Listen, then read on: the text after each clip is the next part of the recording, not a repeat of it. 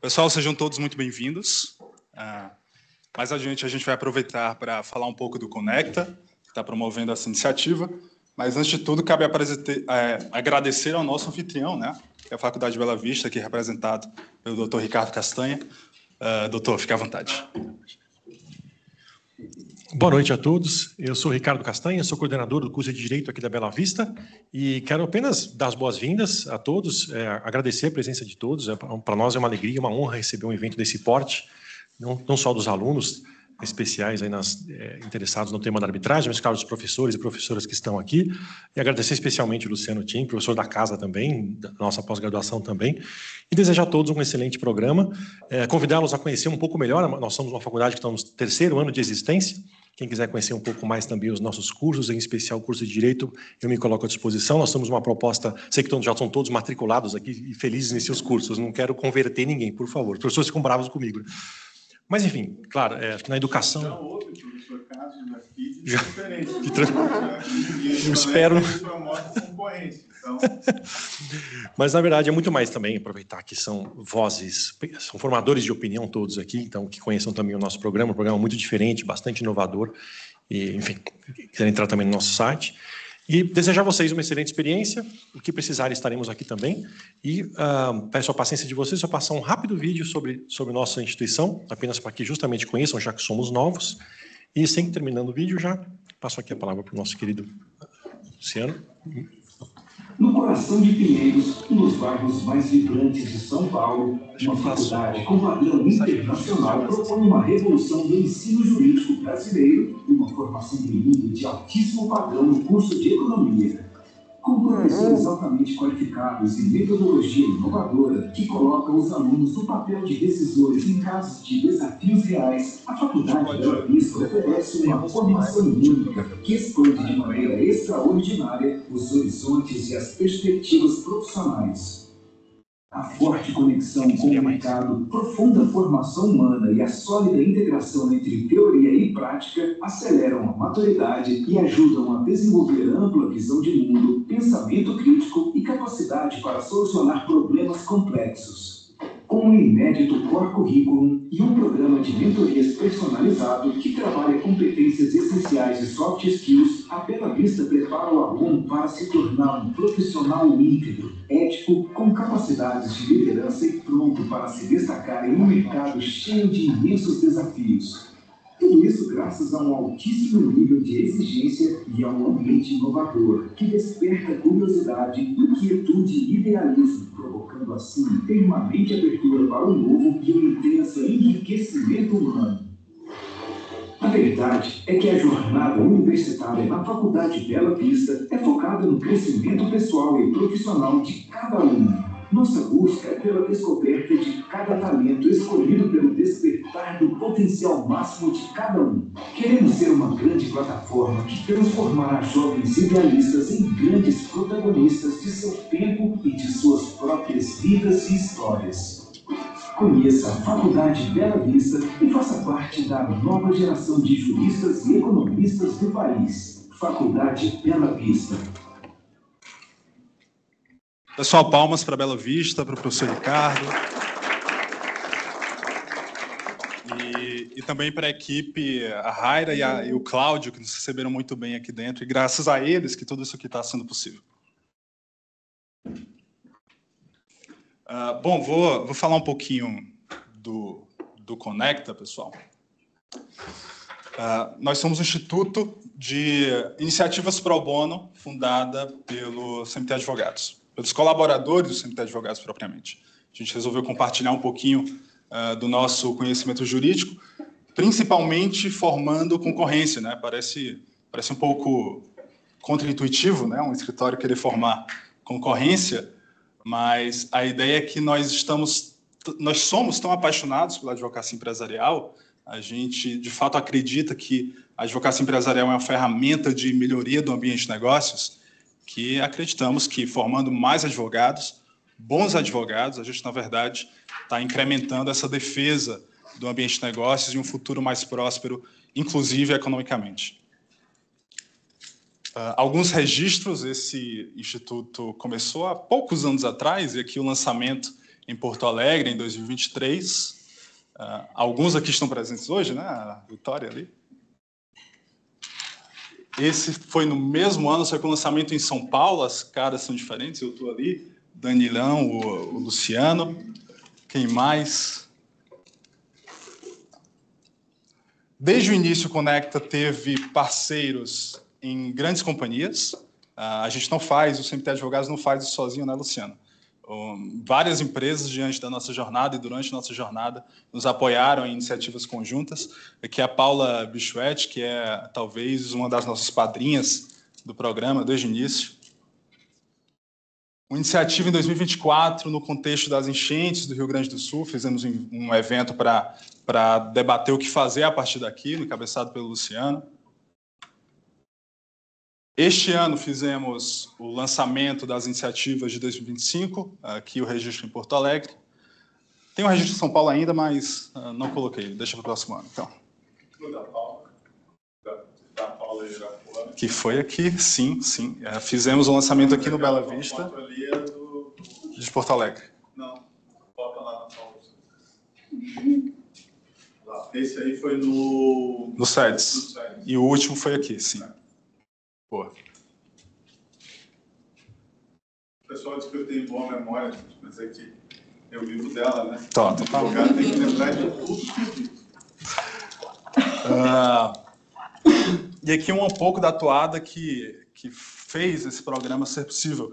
Essa foto é do primeiro Arbitration Day. Foi um evento pequeno, feito lá na nossa sala de reuniões. E hoje, nessa época, um evento que reunia 3 ligas acadêmicas, salvo melhor juízo. E hoje, envolvendo 8 ligas acadêmicas, o escopo cresceu muito, né, gente? E sejam bem-vindas. E agradeço pelo aceite de todos vocês. Pensamos com muito carinho na escolha das ligas acadêmicas que estariam aqui representadas. E muito obrigado por estarem aqui. Esperamos que as lições que vocês receberão hoje sejam muito valiosas. O Conecta tem alguns programas e daí a gente conta com vocês também, que, se possível, se tornem embaixadores desses programas, todos eles programas pro bono. O primeiro deles é o Programa de Formação para Advocacia Empresarial, são 6 meses, um programa baseado em resolução de casos concretos. Cada um desses casos tem a participação de um departamento jurídico de grandes companhias. Anualmente nós lançamos esse programa, então manteremos os contatos de vocês para que no próximo lançamento a gente envie essa lista de oportunidades. CMT Portas Abertas é um programa que está em execução nesse momento e ainda dá para se inscrever, inclusive, de visitas aos nossos escritórios em 3 das unidades, São Paulo, Porto Alegre e Curitiba. A ideia é que haja visita, vocês conheçam as instalações e batam um papo com nossos advogados sobre a advocacia empresarial. Já estamos sendo até copiados. Inclusive com o nome, vocês acreditam? Verdade. Com o nome do programa, né? Mas, enfim, copyright, né? Quem se importa, né? Tudo a ver com conexão, a gente conecta também o direito com outras áreas do conhecimento, especialmente a economia. E lançamos, neste semestre, um grupo de estudos que conecta direito à economia. Está no seu 3º encontro, debates muito ricos. Infelizmente, as inscrições já encerraram, mas manteremos contato de todos vocês para a próxima oportunidade, próximo ano. E o Luciano, com certeza, vai citar um pouco da importância dessa conexão para a advocacia empresarial na fala dele. E o Arbitration Day, um evento anual reunindo ligas acadêmicas de arbitragem em diferentes regiões do Brasil. Meio familiar, né? Esse evento aqui que vocês estão participando. E é isso. Fica à vontade, fica à vontade. A gente conta com vocês para que nas próximas iniciativas elas tenham cada vez mais alcance e manteremos contato com vocês para enviar essas oportunidades. E a partir de hoje vocês também fazem parte do alcance do CMT Conecta. Então, muito obrigado. Encerro aqui.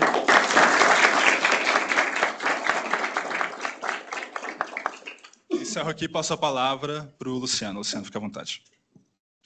Bom, gente, boa noite. Hoje nós temos um convidado especial que não estava no programa, que é o professor John. John, I will speak in Portuguese, but then you can Yeah, switch off. Eu estou coordenando um curso com ele essa semana no Mackenzie sobre comércio internacional, tarifas, afinal, tema pouco aplicável no momento, né? Tarifas e impactos Brasil, China e Estados Unidos. Se quiserem, eu sei que estão no meio da competição, mas ainda são aulas separadas, então dá para assistir separadamente cada uma, das 9 às 10, tá? Então, amanhã justamente vai ser sobre o modelo econômico chinês, porque a China, a meu juízo, tem mais a ensinar para o Brasil hoje e Índia do que a França, por exemplo, que é o que o pessoal do direito adora estudar, ou Espanha, né? Que foram ricos, mas hoje desempregam a maioria dos jovens, né? Então, acho que, mesmo que a gente não goste ou tenha reservas, é preciso conhecer, é preciso não ter preconceito, né? Senão a gente fica falando de diversidade, não ter preconceito, e a gente tem preconceito contra a China, contra a Índia, né? Então, não me parece uma atitude acadêmica, né? Então, a gente quer conhecer. O John morou na China, fala mandarim, então tem aquilo que nós chamamos de uma simetria informacional. Ele consegue conhecer algo que eu, por exemplo, não... Eu acabo tendo que ler professores de Singapura que falam inglês para poder entender o que de fato acontece na China. Não que não devamos estudar a Europa, enfim, mas também é importante conhecer outros modelos, né? E que nessa área que eu estou mais interessado de tecnologia estão mais avançados que a Europa, né? Bastante mais avançado a China e Estados Unidos que a Europa em tecnologia. E é o tema até do meu pós-doc, por isso que eu falo com alguma tranquilidade isso, né? Muito bem, então aí depois eu falo um pouco, o John vai falar sobre carreiras internacionais, a ideia é um bate-papo e aí depois uma conversa e a Vitória vai falar, né? Tá. Quem deveria também falar é o próprio Wilton, né? Porque como é que ele veio parar aqui? Né? Como é que você veio parar? Como é que o Wilton veio parar? O Wilton me pede ajuda para fazer um vídeo que ele ia participar de uma competição lá, uma concorrência sobre um tema que eu discuto, que é a análise econômica dos contratos.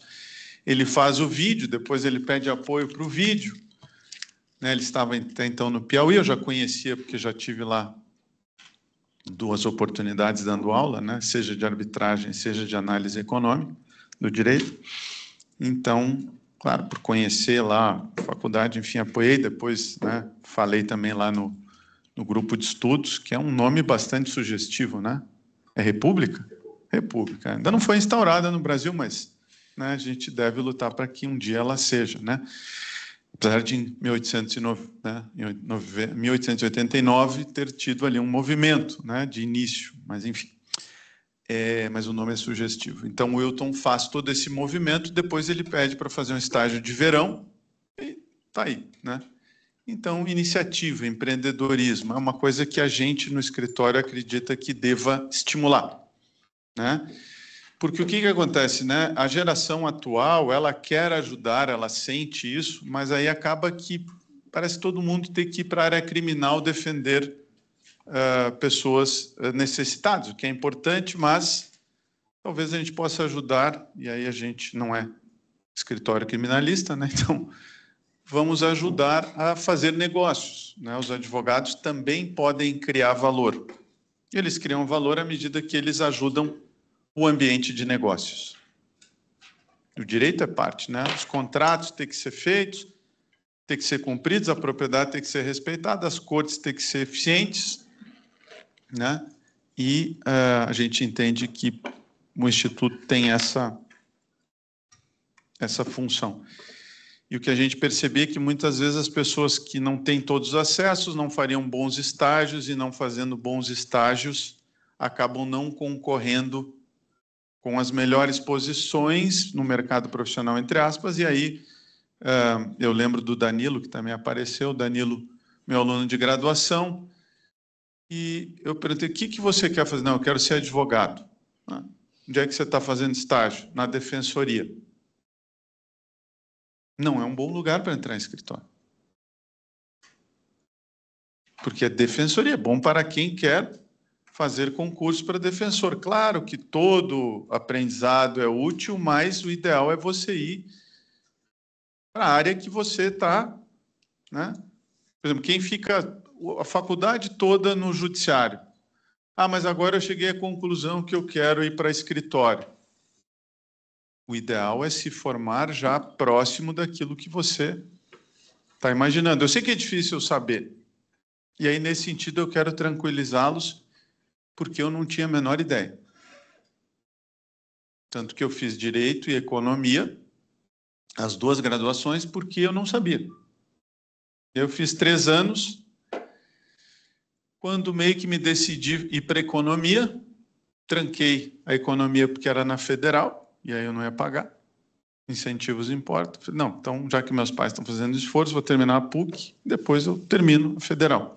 Só que a vida tomou outros rumos, inclusive conseguir estágio na área de economia é mais difícil. Era. Hoje as coisas também mudaram. Mas era assim, eu acho que eu fui o único da minha turma que quis fazer faculdade de economia. Na época, direito tinha bem mais demanda, na engenharia, na época das engenharias e tal. E por que eu escolhi fazer economia? E meu pai e minha mãe se aposentaram economistas. Então, vejam, a gente, quando é jovem, vai um pouco, né? Como diz o Paulinho da Viola, não sou eu quem me navega é o mar. Mas aqueles marinheiros que têm um plano, eles chegam, às vezes, mais rápido, tá? Então, já a gente pensou, bom, mas nem todo mundo pode fazer estágio, então vamos ajudar também com esse programa para que as pessoas, ao longo do programa, também pensem se elas querem ir para essa área empresarial, se elas não querem, e fazendo iniciativas como essa.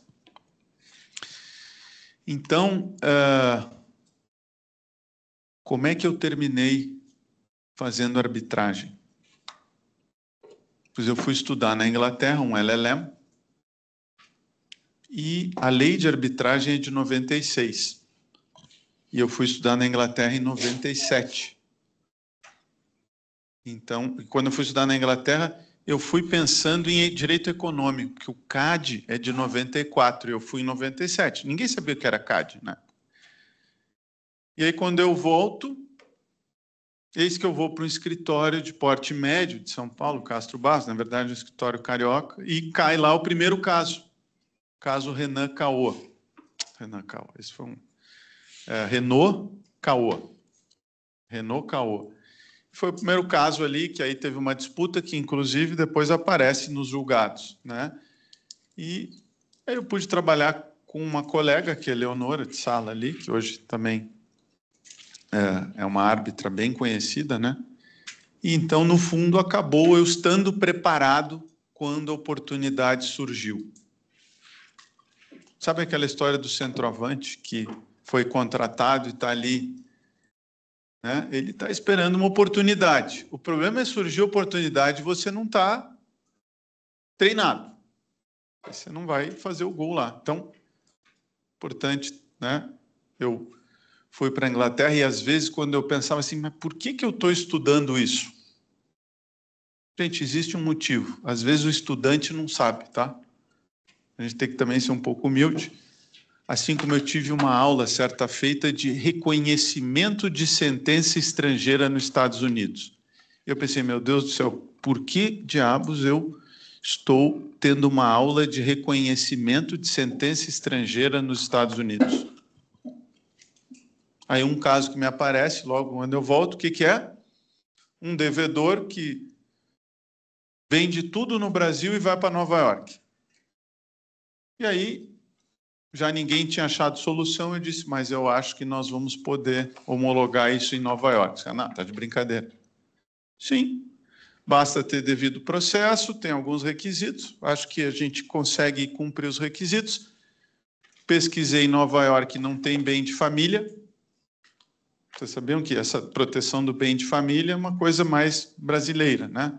Nova York não tem. Então, o cara comprou uma cobertura no Central Park, pum, entrou lá.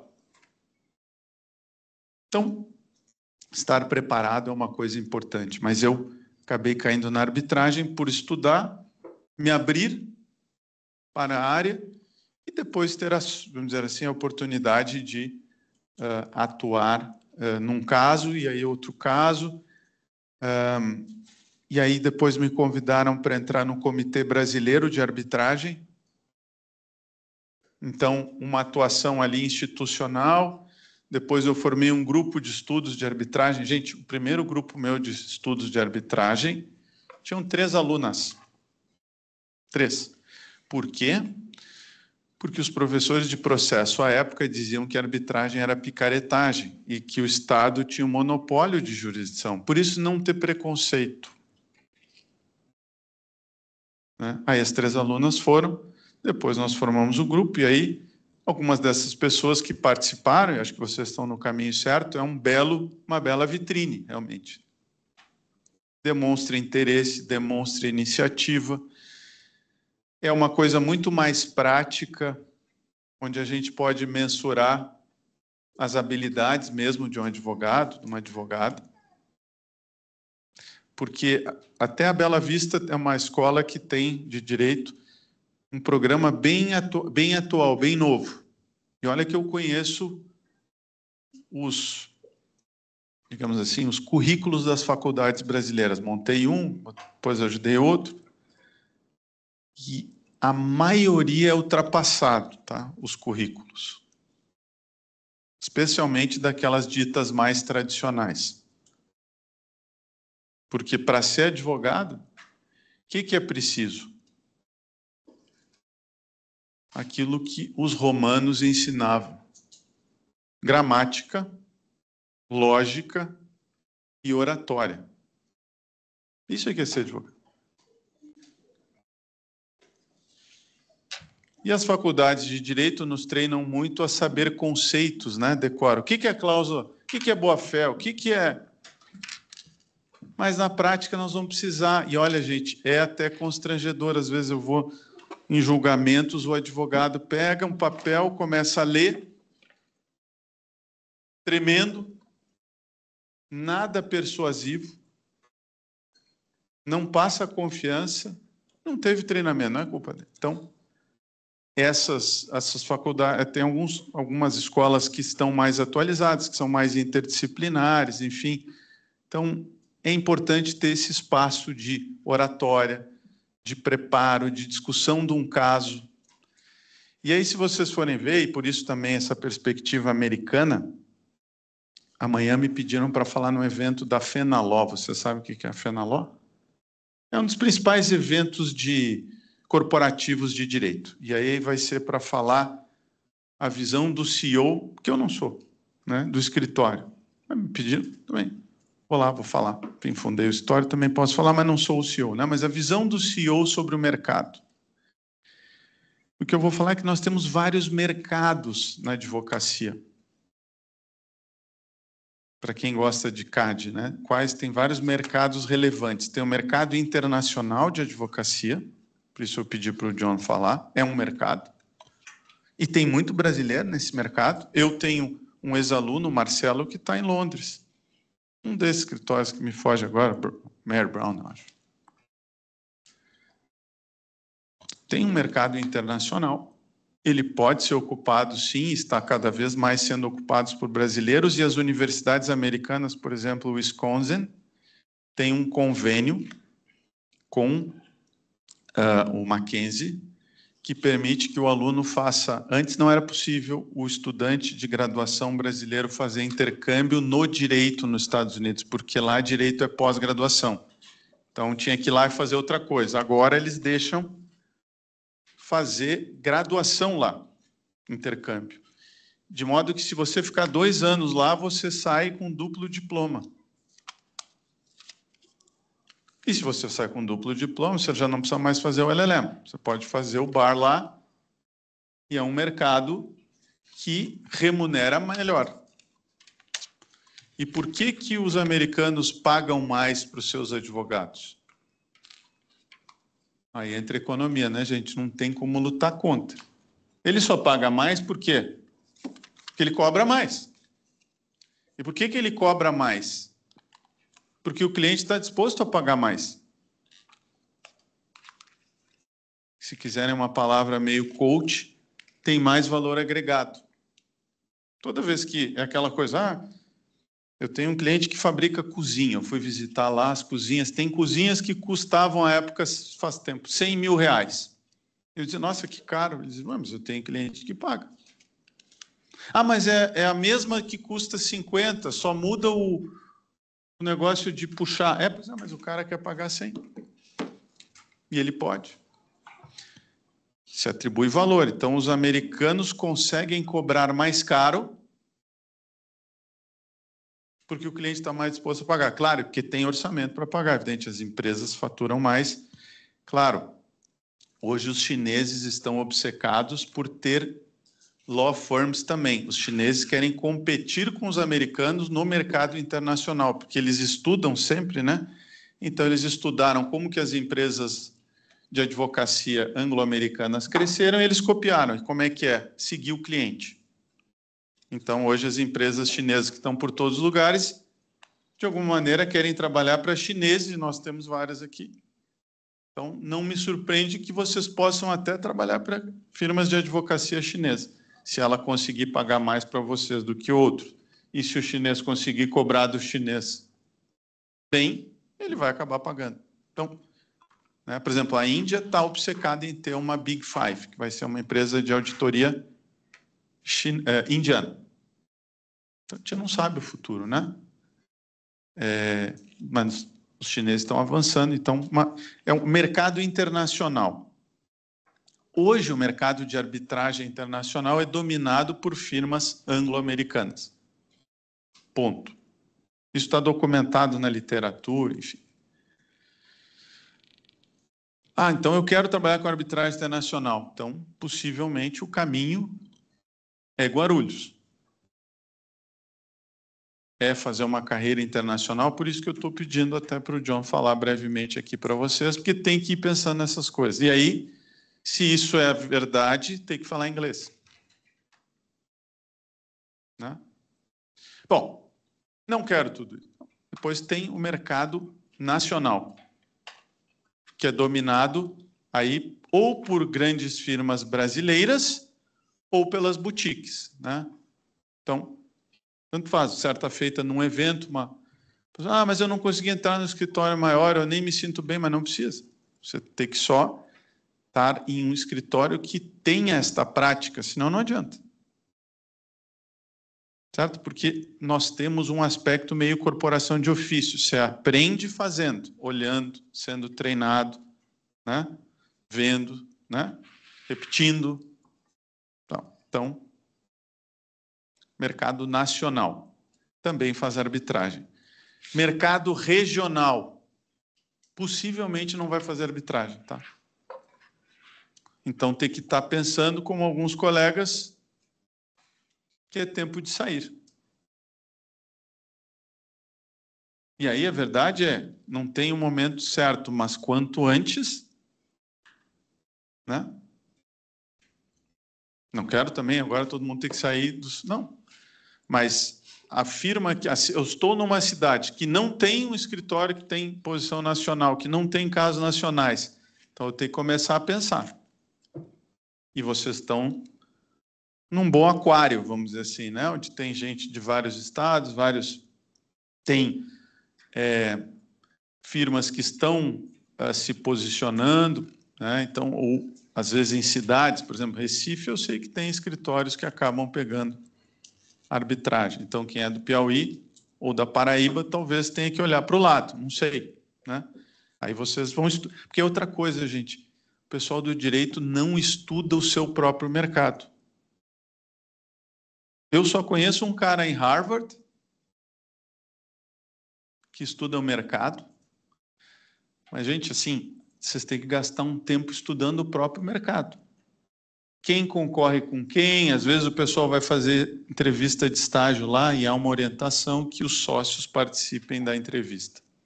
A minha primeira pergunta é, conhece o meu escritório? Aí a pessoa fica meio, olhei o site. Pô, só isso?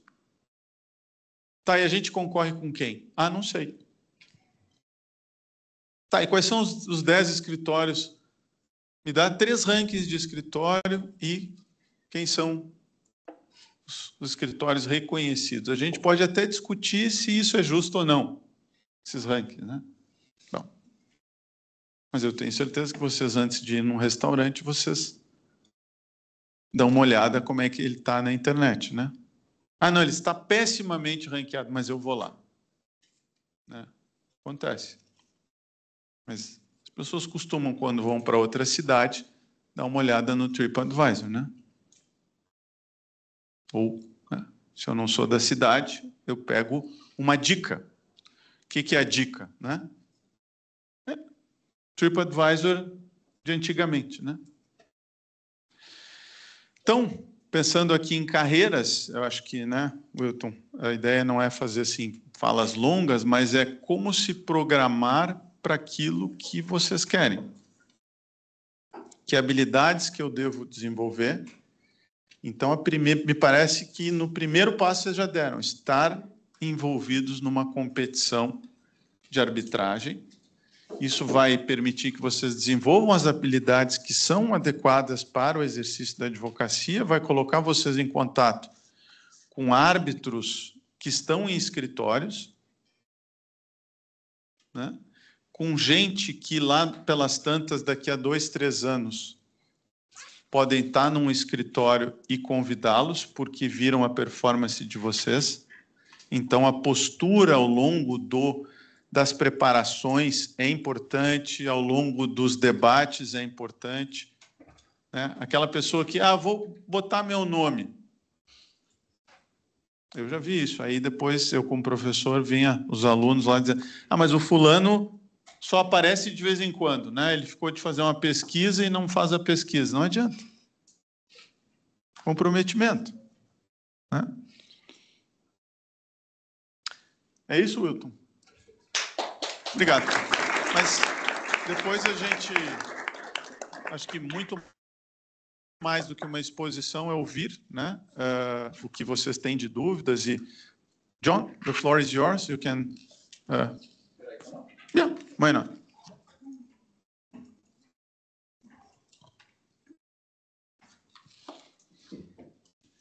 Thanks. So talk for a few minutes. Yeah,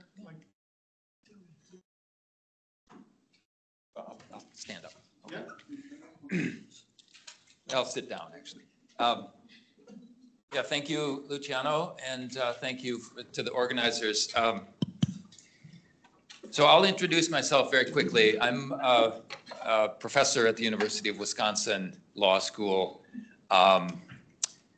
and I teach normal American law classes. So I teach the basic corporations course. I teach federal administrative law. And I'm not going to talk about that. If you have questions about that, I'll be happy to answer questions. The only question I can't answer is why Donald Trump does what he does, because I have no idea. You can ask me what he's doing, but you can't ask me why he's doing it, because I have no idea. But I know it's a big topic in Brazil, of course. I'll talk a little bit about my practice background, because I think that a lot of you are at the beginnings of your legal careers and you're interested in international practice, and that was my practice background. So I went to law school. I'm from the Midwest in the US, so the north central part. So I'm from Minnesota. I live now in Wisconsin. If you know American geography at all, they're north of Chicago. So people know where Chicago is. We're north of Chicago, next to Canada. So we're almost Canadians. We're very nice, like the Canadians. And my first job out of law school was in Korea. So I wasn't sure exactly what I wanted to do in law practice. The University of Minnesota had a strong international trade faculty. They had one of the leading American scholars of the GATT WTO system. I had taken his classes. I had lived in China before law school. I spent a year in Shanghai teaching, and I had started studying Chinese. So I had this general idea that I wanted to be an international business lawyer, somehow focused on Asia. I don't know why. I mean, China in the 1980s, the legal system almost didn't exist, but they were starting to trade with the rest of the world. So foreign law firms were opening offices in China, and I knew about that, and I thought that was just really interesting. So, but then the job offer that I took was from a firm in Korea, in Seoul, that had some international clients. But it was a small firm. They didn't have any foreign lawyers, so it was Korean lawyers. The head of the firm had done an LLM in the US, but he wanted more American legal expertise at his firm. So this was a long time ago, he wrote a letter to the Minnesota placement office. They put a little card on a board and it said, this law firm is looking for an associate to come work in our office. And I saw it and I thought, well, it's not China, but it's near China and it seems interesting. And so I wrote him back and I said, I'd be interested in that job. And I sent him my resume and he hired me through the mail. So, and the point of that is that international commercial law careers, there are lots of different ways into that practice. And, you know, I learned about Korea. So I got there on a Sunday night, flying all the way from the Midwest. He put me in a hotel and he said, okay, I'll see you tomorrow morning at work. So there was no introduction, no vacations. Okay, I'll see you tomorrow morning at the office. And the office was nearby. So I started doing international commercial work. And I stayed in Korea for about 4 years and worked for a couple different Korean law firms. And I thought I really enjoyed the practice. I loved the practice. The thing about that kind of international commercial practice is there's a lot of variety in that practice. We represented either foreigners coming into Korea to do something or Korean companies going out to do something. And people are doing all kinds of different things. And at least in a smaller or medium-sized practice, you get to work on everything. So, and one of the keys to it, and I feel a little bad about this, but English language is a huge advantage because it's just the language of international legal practice. I mean, even if you had a contract between a Japanese company and a Korean company, the contract would usually be in English because English is a neutral language. The Koreans didn't want to use Japanese. The Japanese did not want to use Korean. They're nationalistic. Everybody is nationalistic. So English is the natural thing. There's no other. They're not going to choose German or French or Chinese or something. It'll be in English. So what did I do that was interesting? I worked on outgoing Korean investment. So the Korean companies were very active investing overseas at that point. So I worked on a joint venture in Vietnam. A Korean steel company was going to build a steel factory in Vietnam. And those contracts would all be in English. And, you know, this was early. Vietnam was just opening up to foreign investment. The Koreans were big enough to go out and invest overseas. So I got to learn about the contracts for steel mills and the Vietnamese regulatory system for foreign investment, tax, these kinds of things. On incoming work, we did the same thing. So we would have foreign companies coming into Korea. They needed advice about everything in the Korean legal system. They needed advice about labor law. They needed advice about environmental law. They needed advice about intellectual property law.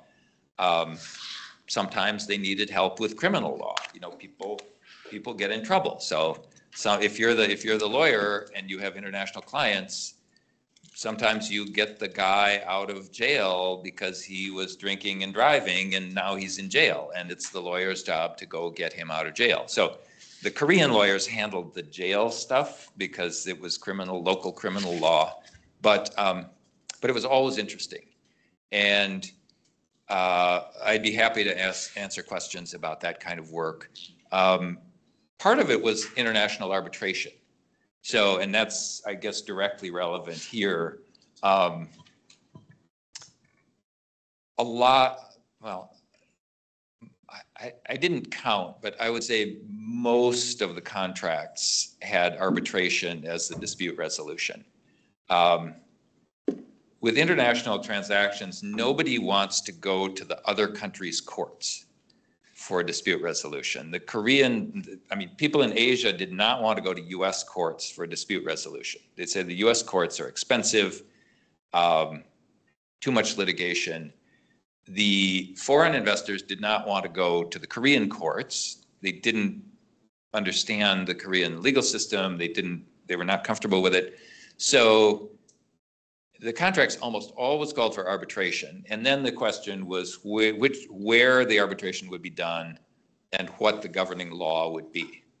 So, and then you have all kinds of negotiation. You know, Korea has a commercial arbitration body, the Korean Commercial Arbitration Board, KCAB. But sometimes the foreigners weren't comfortable with that. So the foreigners would say, well, how about Paris arbitration with the ICC? And then you'd have this discussion about where, and then it comes down to sort of bargaining power. So this is one thing the lawyers, I think, fight too much about, because the lawyers can get in these very deep fights about dispute resolution. The clients they just hope you never use the dispute resolution. But the lawyers care a lot about dispute resolution. Maybe that's good, maybe it's bad, I don't know. But if you do a general international commercial practice, you will be seeing arbitration. One of my firms, the boss was an ICC arbitrator.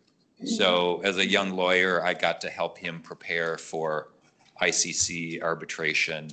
And it's really very interesting. And he, as a more senior person, he was an arbitrator, and he said it was the best part of his practice. He had been a judge. He didn't want to be a judge anymore. He didn't like litigating in court. What he liked to do was arbitration. And the community of people was part of why he liked it. I think he liked the people that went into the international arbitration practice. People are generally global people. They know about the world. They care about the world.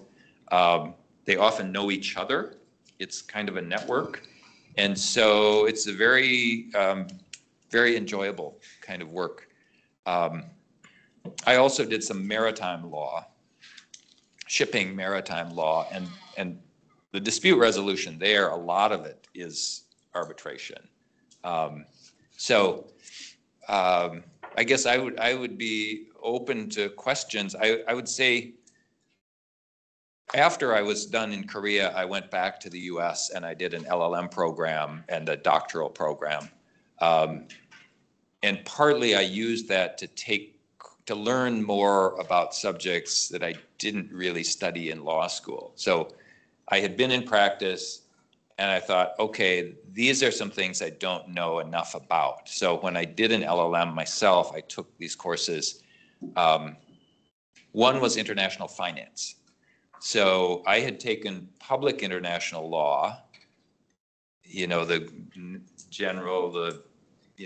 public international law. I had taken that course, but that doesn't really prepare you for international practice. That course, that law is somewhere in the background. It's back there, way back there. because you use treaties. Treaties matter, so somehow public international law structures the whole system, but it's very far away from normal practice. The WTO course was also pretty far away from our normal practice.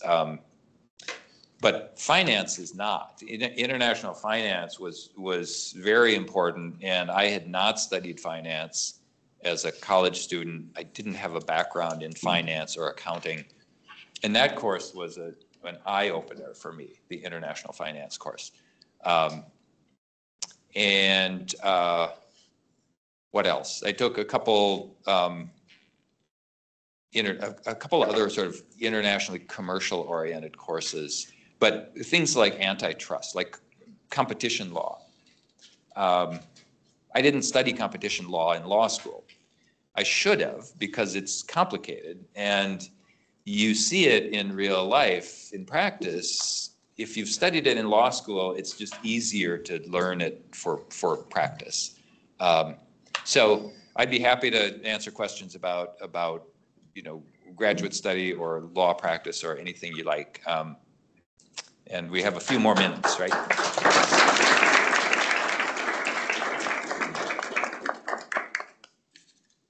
So I can take questions, or are you ready to? We can do a final round. Okay.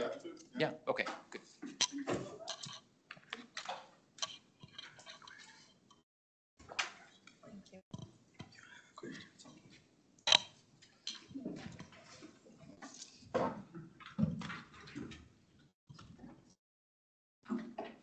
Então, se vocês quiserem apply for an LLM. Bom, oi, boa noite, gente. Fiquei com uma tarefa um pouco difícil, né? Porque já são 8h20 da noite. Eu falei depois do sócio fundador do escritório, de um convidado, do Luciano, mas estou aqui, sei que todo mundo está um pouco cansado, vi várias pessoas de manhã no evento da BEARV, mas prometo que vou ser breve e vou tentar ser bem direta com a nossa pauta, que é carreiras em arbitragem. Quando o Wilton me convidou para falar sobre o tema, eu pensei, bom, o que eu vou falar, afinal, né? Eu não tenho tantos anos de experiência assim e não tenho uma bagagem tão grande como, por exemplo, o Luciano. Mas aí eu lembrei que todo mundo aqui, basicamente, é estudantes do início, da metade ou do final do curso, ou são jovens advogados que ainda são coaches de equipe e tudo mais. Então, é basicamente a fase que eu estive até pouco tempo, e eu pensei em fazer uma retrospectiva sobre tudo que eu aprendi e tudo que me veio de ensinamentos desde que eu entrei na equipe de arbitragem da Unicinos até hoje. Então, foi uma trajetória onde eu entrei numa equipe que eu não sabia o que era arbitragem, e, na verdade, eu só entrei porque um professor de Direito de Processo Civil me falou que eu deveria entrar, que era muito bom. E aí lá eu fui indo, e aí eu virei oradora, e aí um dia eu estava fazendo um treino como oradora, e aí o Danilo me convidou para estagiar no escritório, e eu falei, tá, eu vou lá ver o que é, mas eu não sabia se eu queria trabalhar com arbitragem ou não, e no fim me apaixonei pelo escritório e decidi então que eu queria trabalhar com arbitragem, mas as coisas não foram planejadas e não foram lineares, então eu fui meio que aprendendo tudo mais ou menos enquanto eu ia fazendo. E acho que se eu tivesse alguém para me avisar algumas coisas com antecedência, poderia ter encurtado alguns caminhos. Então, a minha ideia é basicamente encurtar caminhos para vocês hoje. Pensando numa estaca zero, assim, estou numa equipe de arbitragem e acho que tem grandes chances de eu querer trabalhar com arbitragem. O que eu faria? Começaria pelo muito básico, assim, que pode parecer bobo, mas não é, que eu estudaria quem são os principais autores que escrevem sobre arbitragem. Eu entenderia quais que são os clássicos, realmente.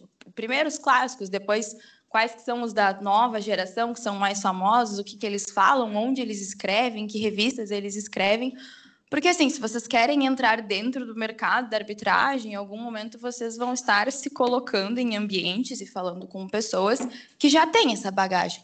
Então, para vocês terem repertório para participarem de eventos e até mesmo num coffee break de um evento, estar conversando com alguém, vocês vão precisar ter esse repertório e, às vezes, pega mal não saber algumas coisas básicas. Por exemplo, teve um dia que eu estava num evento e aí foram apresentar uma arbitralista que é super conhecida e o moderador do painel errou o nome dela. Mas, tipo assim, não era, sei lá, errar o nome da Vitória, sabe? Era Eliana Baraldi. Então, assim... não é tão legal quando isso acontece, e acho que o primeiro passo que eu daria com certeza seria realmente me aprofundar e entender quem são os autores conhecidos, quem que escreve sobre, quem que fala sobre.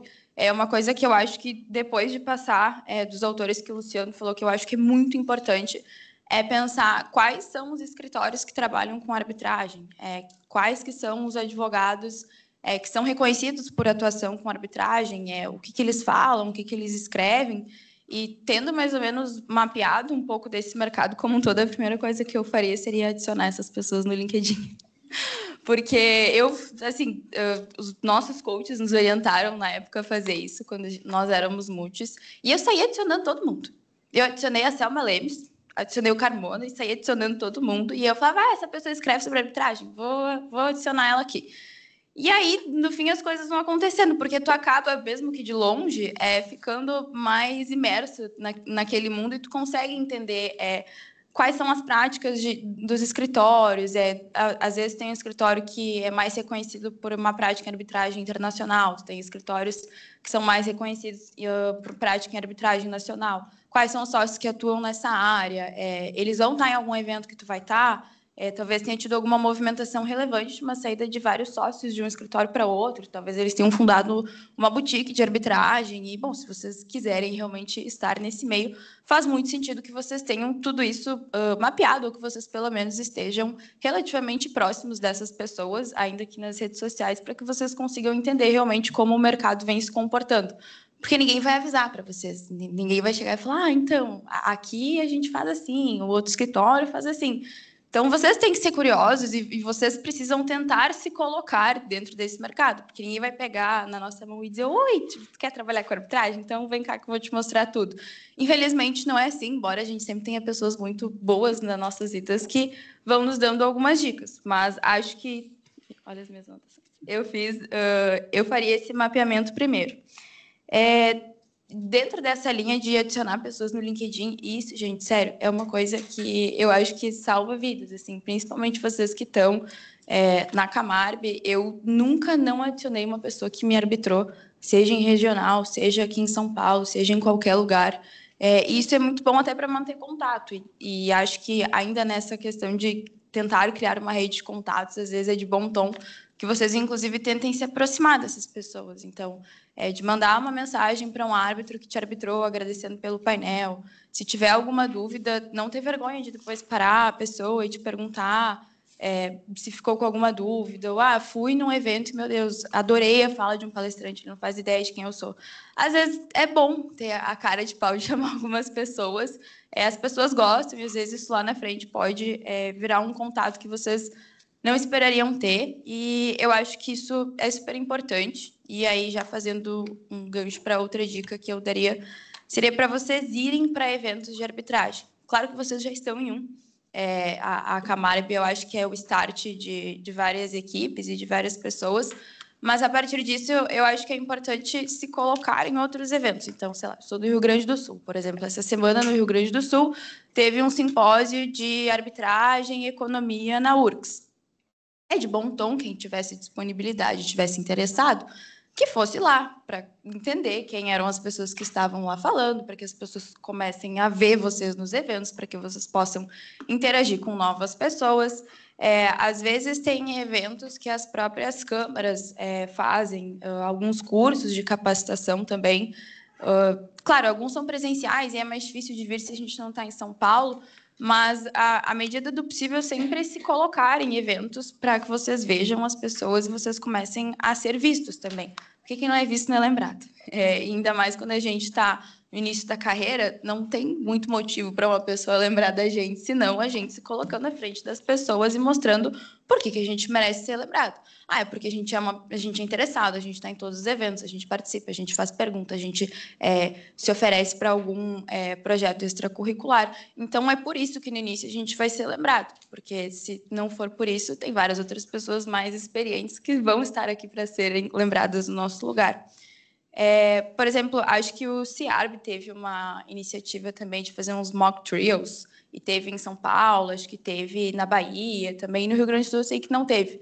Mas isso são eventos assim que não tem como perder, sabe? Então, sei lá, eu vou apontando pessoas que eu sei que já foram. Por exemplo, o João Pedro, que está ali, ele já foi em um desses eventos e acho que depois vocês também estão aqui para conhecer pessoas novas. Então, perguntem também para as pessoas que já foram nos eventos como faz para participar, com quem que tem que falar, ou como que descobriu, de realmente se colocar nesses lugares. Congresso do Sebar. Eu acho caro para quando a gente está bem no início, mas se tiver a oportunidade, é um lugar onde vocês vão ver muitos árbitros muito importantes e muito conhecidos e não necessariamente congresso Sebar, mas tem congressos menores também que eu acho que faz muito sentido as pessoas irem. Por exemplo, às vezes as câmaras lançam um novo regulamento, fazem um evento de lançamento do regulamento. Tudo isso eu acho que é essencial assim, para quando a gente está querendo se inserir nesse meio. Porque realmente, assim, ver e ser visto é tão importante quanto ter capacidade técnica para atuar nesse meio. E acho que uma regra de ouro que sempre valeu para mim foi que a cada lugar, a cada evento que eu vou, eu tenho que conhecer uma pessoa nova. Tem 30 pessoas novas, tudo bem, eu só preciso falar com uma. Porque se cada evento que tu for, tu falar com uma pessoa nova, no fim do ano, se tu for em 15 eventos, tu já tem 15 pessoas novas. 15 pessoas novas que, se tu fizer um trabalho de networking mais ou menos bem trabalhado, já são 15 novas oportunidades que tu vai ter de, talvez, ir para um evento e ter um novo contato, essa pessoa te apresentar para outra, ou daqui a pouco essa pessoa tem uma oportunidade de estágio no escritório que ela está e ela te convida, daqui a pouco essa pessoa acha que tu pode ajudar na organização de um evento que tu teria curiosidade de organizar, mas que tu realmente não tinha a ponte entre esse teu novo conhecido e o organizador. Então, eu acho que, mais do que estar nos eventos e ser visto também, a gente tem que se esforçar para conhecer pessoas novas. Vocês aqui estão cheios de pessoas que vocês já conhecem, mas muito mais de pessoas que vocês não conhecem. E eu acho que, quando a gente... sabe, por exemplo, a maioria das pessoas não são daqui, vocês estão saindo da casa de vocês, do estado de vocês, para ficar com as mesmas pessoas que vocês já conhecem. Vocês podiam ter ficado lá. Então, já que vocês estão aqui, aproveitem a oportunidade de conhecer pessoas novas e o máximo que vai acontecer é vocês trocarem uma ideia ali e não desenvolver. E isso não faz mal para ninguém, sabe? Então, acho que muito mais do que ir para eventos também realmente tentar conhecer pessoas novas. Eu sou muito fã do LinkedIn, tá? Então, eu tenho algumas dicas de LinkedIn. Sempre que vocês forem também nesses eventos e conhecerem pessoas novas, ou enfim, eu acho que vale muito a pena postar, porque no LinkedIn, mais do que vocês adicionarem as pessoas, vocês também precisam ser vistos. E o que a gente faz quando a gente está no final da faculdade, no início da carreira, muito tem a ver com projetos acadêmicos, tem a ver muito com a competição. E que eu me lembro, meu LinkedIn até um ano atrás era basicamente só competição e evento de arbitragem. Mas era o que eu fazia, era onde eu queria estar, era por quem eu queria ser visto. Então, acho que vocês também precisam mostrar o que vocês estão fazendo, os eventos que vocês estão indo. Daqui a pouco, vocês postam sobre um painel que vocês fizeram e um árbitro que vocês adicionaram até ver, lembra, comenta. Esse fulano, lembro, gostei do painel dele. E o nome fica gravado e eu acho que assim vocês também podem começar a ser lembrados por outras pessoas. Além de eventos, acho que uma das coisas mais importantes até que eventos que eu, pelo menos, enxergo, é a gente se envolver em projetos paralelos, além das equipes de arbitragem. Eu sei que toma muito, muito, muito tempo fazer parte de uma equipe de arbitragem. Sei que vocês têm muito tempo estudando, depois muito tempo treinando como oradores, e vocês têm que ir para a faculdade, vocês têm que fazer estágio, vocês têm a vida de vocês além de tudo isso. Mas eu acho que realmente, se um desejo de estar inserido no mercado, quanto mais coisas vocês fizerem, mais chances vocês têm de estar dentro. E aí eu até separei algumas iniciativas que eu acho que fazem sentido, que é, por exemplo, grupos de estudos. Grupos de estudos dão trabalho, mas geralmente são encontros ou semanais, ou quinzenais, ou mensais, que vocês conseguem se preparar, tem uma previsibilidade de encontros, vocês sabem o que vocês vão ter que ler antes, e é um lugar onde vocês podem conhecer várias outras pessoas novas. Associações, a ABARB. Para quem não sabe, eu sou presidente, então depois eu vou falar um pouquinho sobre a ABARB, mas é um lugar onde vocês ficam em contato com vários outros estudantes de diferentes regiões do Brasil E vocês, desde que entram, são colocados no sentido não de, né, mas vocês se colocam à disposição da associação para fazer diversos projetos. Então, por exemplo, vocês organizam treinos, vocês organizam eventos, vocês falam com os convidados. Por exemplo, o evento que a gente fez hoje de manhã foi feito... Eu não fui eu que chamei os convidados, foram os diretores, foram os embaixadores... então, vocês acabam também sendo conhecidos e lembrados por essas pessoas que vocês querem conhecer, organizando eventos. Daqui a pouco vocês têm uma pessoa ali dentro que quer escrever sobre um assunto que vocês também querem escrever. Então, eu acho, pelo menos, que é muito, muito, muito bom essa iniciativa e, geralmente, acho que quase em 100% dos casos, as pessoas que já estão nesse mercado são muito dispostas a participar desses eventos e fazem questão de estar lá para conhecer a nova geração, para ver quem está vindo. Então, é um lugar onde vocês têm uma abertura muito grande para conhecer pessoas novas e também para se mostrar dentro dessas iniciativas. Também, além da BEARB, tem o CJA, tem o Cebar Jovem, que também são ótimas iniciativas, e acho que tem outras pessoas aqui que também fazem parte do CJA, mas eu vou puxar o lado sempre para a BEARB, né, que é a que eu faço parte. Se possível, no meio disso tudo, se manter nas equipes de competição, porque é onde vocês realmente têm oportunidades maravilhosas. Tudo que eu fiz e tudo que eu tenho hoje, eu devo à equipe de arbitragem da Unicinos, então, se eu não tivesse entrado na equipe há muitos anos, eu não teria sido oradora, eu não teria vindo para São Paulo, eu não teria treinado com o Danilo, ele não teria me convidado para entrar no CMT, eu não estaria no escritório agora há 3 anos, e eu nem sei o que eu estaria planejando fazer. Então, e tudo isso foi acontecendo. Meu TCC foi sobre arbitragem e as coisas vão indo, e quando a gente vê, a gente faz uma retrospectiva, meio que tudo começa com a equipe. Então, se vocês puderem se manter nas equipes que vocês estão, eu acho que sempre vale muito a pena. Existem outras iniciativas também, e aí algumas dependem de convite. Por exemplo, a gente tem o canal Arbitragem, que tem um bloco, vamos dizer assim, que é os Jovens no Canal, onde jovens estudantes de arbitragem são convidados para participar e para entrevistar arbitralistas vinculados ao canal sobre alguma pauta relevante no mercado. Então, também é uma oportunidade de vocês vão poder estar perto de pessoas importantes e vão ter a oportunidade de perguntar sobre assuntos que vocês querem ouvir para essas pessoas.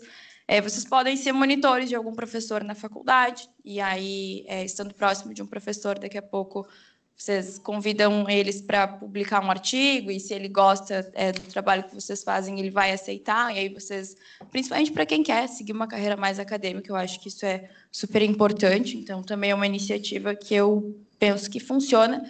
E não sei se são as associações propriamente ditas, mas aquelas que são vinculadas às câmaras. Então, tem o NewGen do Kansas CBC, tem o Camarb, Alumni, sei lá como vocês querem chamar, que também são iniciativas onde vocês ficam perto de outras pessoas e têm a oportunidade de conhecer as novas gerações. Mas tá, todas essas dicas, elas eram mais ou menos para a gente se ambientar e ficar perto do mercado onde a gente quer atuar. Só que a partir do momento que vocês, estão ambientados, já sabem mais ou menos quais são os bons escritórios, sabem mais ou menos como as coisas funcionam, sabem em que posição mais ou menos vocês querem estar no mercado, é desejável que vocês comecem a pensar sobre onde vocês querem trabalhar. É claro que não existe uma resposta pronta e às vezes vocês podem ir descobrindo fazendo, mas à medida em que vocês hoje decidiram que vocês querem tentar fazer uma carreira em arbitragem, eu sugiro que vocês comecem o quanto antes a se colocar nesse mercado. E aí, não é só em grandes escritórios que vocês podem começar a fazer a carreira de vocês. Vocês, inclusive, deveriam pensar sobre qual é o perfil de vocês. Porque vocês podem querer trabalhar num escritório, vocês podem querer ser assistente de árbitro, vocês podem querer trabalhar dentro de uma câmara, ou vocês podem querer ser árbitro. Mas, assim, geralmente, ser árbitro decorre de uma carreira que foi construída por vários outros meios e depois de muitos anos consolidado numa carreira acadêmica ou numa carreira sendo um grande advogado, você acaba sendo indicado para ser árbitro. Então, é um projeto que ele não surge unicamente com a ideia de ser árbitro. Por exemplo, o Luciano é um grande advogado, passou muitos e muitos anos sendo reconhecido como um grande advogado, tem uma carreira acadêmica super relevante, reconhecida também, e por isso passou a ser indicado como árbitro. Mas, desde o início, ele não foi árbitro. Muito antes disso, ele foi um advogado que atuou por muitos anos em casos relevantes, que escreveu sobre muitas coisas. E aí eu acho que tem que pensar um pouco também em perfil. Por exemplo, eu não tenho um perfil muito acadêmico, né? Eu sempre soube que eu queria advogar, mas eu nunca quis seguir uma carreira dentro da academia. Quer dizer que eu não vou fazer mestrado? Não. Mas, por exemplo, eu acho que faz muito mais sentido para mim, que desde muito nova sabia que eu queria fazer sustentação oral e fazer audiência, que eu gostava de escrever peça. Para mim não faria tanto sentido, por exemplo, ser assistente de árbitro, né? Eu não queria ficar muito tempo pesquisando profundamente sobre um caso. Para mim, nunca fez sentido e por isso eu nunca quis fazer estágio, por exemplo, numa boutique para ser assistente de árbitro. Talvez até me arrependa, porque hoje em dia eu poderia ter um conhecimento maior desse lado. Então, quanto antes vocês também perceberem que vocês querem trabalhar com arbitragem, eu acho que faz muito sentido tentar um pouco de cada. Tipo, ficar 1 ano fazendo estágio numa câmara, 1 ano num escritório boutique, 1 ano num escritório grande. Que bom se vocês tiverem 3 anos para conseguir fazer esses testes. E aí, a dica de ouro é, claro, no final do curso, vocês estarem onde vocês querem ficar. Vocês querem ficar num grande escritório? Ideal que até o 8º, 9º semestre, vocês se coloquem no escritório que vocês querem ficar. Quero ser assistente de árbitro. O ideal é que no 8º, 9º semestre, vocês mais ou menos já estejam nesse lugar onde vocês querem trabalhar. Mas quanto antes vocês começarem a pensar nisso, mais tempo vocês vão ter de tentar e errar. E mesmo que vocês não queiram, por exemplo, ser assistente de árbitro, eu acho que é uma experiência que vai te ajudar muito quando tu estiver trabalhando num grande escritório, por exemplo. Então, eu não fiz isso, tá? E acho que realmente se eu tivesse tido mais tempo, porque eu também entrei mais tarde na equipe de arbitragem, então quando eu entrei no CMT eu já não tinha mais muito tempo de faculdade, talvez eu, sei lá, teria saído por 1 ano, depois tentado voltar para ver se eu tinha alguma outra experiência para acrescentar.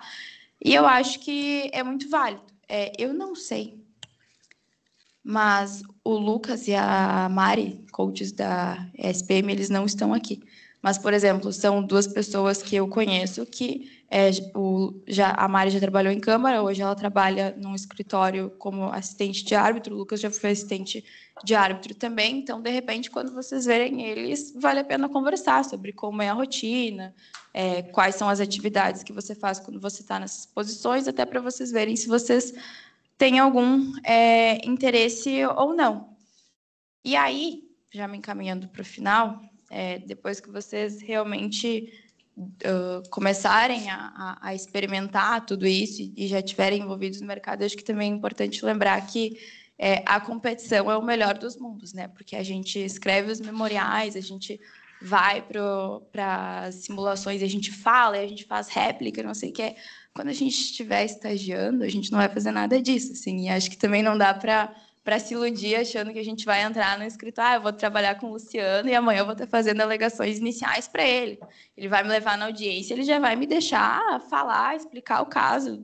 Não vai ser assim.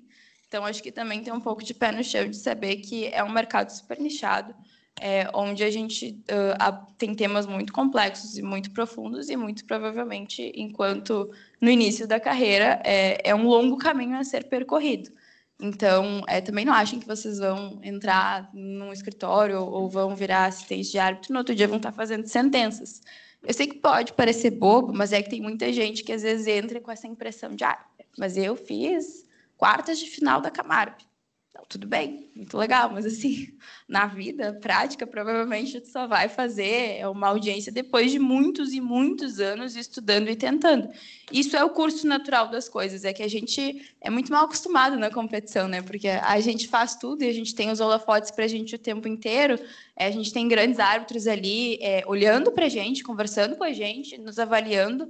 Mas eu acho que é importante, sim, a gente saber que tudo são processos e que no início as coisas vão demorar para acontecer, mas elas dão certo. Um dia tu vai estar transcrevendo uma audiência para o teu chefe, no outro dia tu vai estar fazendo umas anotações da audiência, daqui a pouco tu pede para ele para acompanhar ele na audiência, daqui a uns anos tu vai estar fazendo a audiência com ele e efetivamente são escadinhas que a gente tem que ir passando.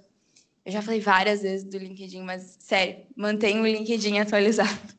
E o Lattes também, para quem quer seguir com carreira acadêmica, eu acho que isso é muito importante, tanto para qualquer lugar, na verdade, não é só para escritório, e também para as pessoas saberem o que vocês estão fazendo. Daqui a pouco vocês postam. Vocês saíram de um escritório e alguém quer contratar vocês, vocês nem sabiam, mas vocês podem saber disso tendo o LinkedIn atualizado. E acho que, assim, dica para mim de ouro master eu sei que dá muito trabalho ir para a faculdade, fazer parte da equipe, ir para o estágio, e aí ainda tem agora eu falando para vocês se envolverem em vários outros projetos extracurriculares como se fosse fácil. Não é, mas eu acho que essa fase de metade para o final do curso é a fase onde a gente tem que agarrar o máximo de oportunidades possíveis. E, sinceramente, não é a hora de pensar muito se está cansado ou não e se está difícil ou não. Vai ser difícil. Mas é que, assim, quando vocês virarem advogados, vai ser bem mais difícil. E aí vocês não vão ter a chance de errar. Pelo menos vão ter bem menos chances de errar. Vocês não vão mais ter as pessoas olhando para vocês como se vocês estivessem lá para aprender. Quando vocês virarem advogados, vocês não estão mais em lugar nenhum para aprender. Vocês estão lá para fazer. Parte do pressuposto que vocês já sabem fazer. Então, é muito bom que a gente tente fazer e errar e conhecer e se interessar pelo máximo de coisas possíveis quando a gente é estudante, onde a gente tem realmente esse lugar. E hoje em dia, assim, pelo menos no escritório, eu tenho uma rotina bem corrida e eu não consigo conciliar mais muitas coisas. E eu fico pensando, meu Deus, como eu fazia tudo isso quando eu estava na faculdade? É porque eu não tinha um escritório, porque eu ocupava a minha rotina com outras coisas que hoje em dia seria inviável, e se eu não tivesse feito enquanto estudante, eu não teria feito nunca. Então, cansa, às vezes a gente dorme pouco, às vezes a gente tem meses mais estressados. Por exemplo, vocês estão num mês super estressante, que é outubro, pré-Camarb, é um mês horrível, eu sei. Mas depois passa e quando vocês olham para trás, sempre valeu a pena. Eu acho que a gente nunca se arrepende de coisas que a gente fez a mais, a gente se arrepende de coisas que a gente não fez, e acho que pelo menos nessa fase que vocês estão agora, o mais importante é tentar agarrar todas as oportunidades possíveis. Assim, tentem se fazer lembrados nesse momento. Então, eu já falei de mandar mensagem para árbitro, daqui a pouco chamar alguma pessoa que vocês conheceram nesses eventos no LinkedIn. Nunca se sabe quando vocês vão precisar dessas pessoas. E tentem sair um pouco da bolha da arbitragem também, se possível, porque às vezes a gente está muito focado em arbitragem, porque a gente está fazendo competição, e, enfim, mas não esqueçam também do direito civil, do direito societário, do direito empresarial. É importante, também vai dar lastro para vocês atuarem em arbitragem, então, e inclusive conhecer grandes autores e também saberem transitar por várias áreas, que é algo importante para quem quer trabalhar com arbitragem. Afinal, por mais que a gente discuta procedimento na Camarb, a arbitragem da vida real ela é sobre direito material, né? Pode ter questões preliminares, mas a arbitragem é sobre direito material. Então, também não esqueçam dessa parte e de estudar sobre isso. E, por fim, acho que se interessem muito nos outros, se interessem nas histórias dos outros, se interessem nas oportunidades que os outros têm. Quando vocês se colocarem para conversar com alguém, tentem efetivamente sempre tirar algo de bom e tirar algo que essa pessoa possa mostrar e ensinar para vocês, que a gente não sabe de tudo e a gente não tem todas as oportunidades e a gente nunca vai ter todas as oportunidades. Então, ninguém nunca vai ter feito as mesmas coisas que a gente e vice-versa. Então, tentem realmente ser interessados nas outras pessoas e, muito mais que serem interessados, se coloquem à disposição para as outras pessoas, que em algum momento eu juro que tudo isso volta. E geralmente volta em dobro e com oportunidades que a gente nem imagina que a gente vai receber. Então, acho que são essas as minhas dicas para construir os primeiros passos na carreira de arbitragem, e daqui a uns 10 anos a gente pode conversar de novo com novas dicas, daí que eu vou estar em outra fase da minha vida também. Mas obrigada pela atenção, pessoal.